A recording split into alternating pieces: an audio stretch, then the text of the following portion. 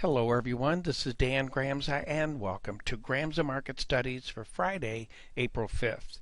In the NASDAQ market, it is positioning itself for Friday's numbers, a very neutral stance, and Friday is going to tell us who's going to be in control for this market. My bias is for an up move in this market. I'm looking for buyers to continue to the upside.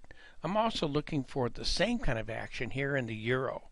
I'm looking for buyers to continue their upward movement in this market.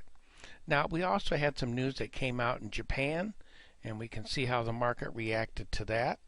One of the issues is the difference here between this green line and the red line you see is 105 ticks. And again, I'm only giving you that as a reference to give you a feel for what this magnitude of change is. Now, 100 ticks or 1 full cent is equal to $1,250.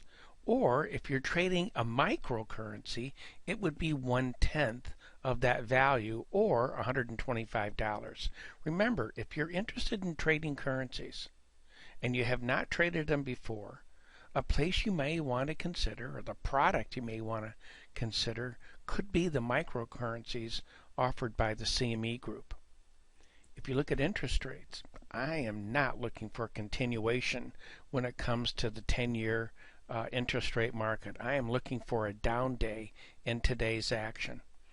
I also think that gold is now putting the brakes on a tad bit. We're seeing a little bit of buying coming in here. Again, it's positioning for Friday's action.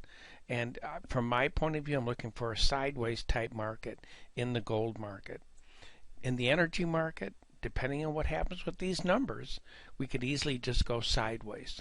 Again, we've gotten low enough to find a little bit of buying. It's going to absorb what's happened so far, and I'm looking for a sideways move there. In the grains, let's take a look at those. And in soybeans, we're still seeing continued selling in this market. Nothing telling us to be a buyer there.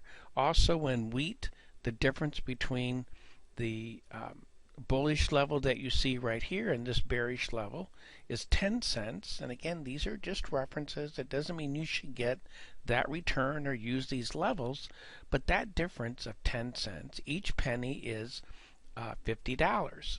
And it trades in $12.5 increments or 1/4 cent increments.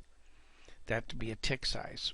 So that would be 10 cents times 500 or times 10 cents times 50, which would be 500.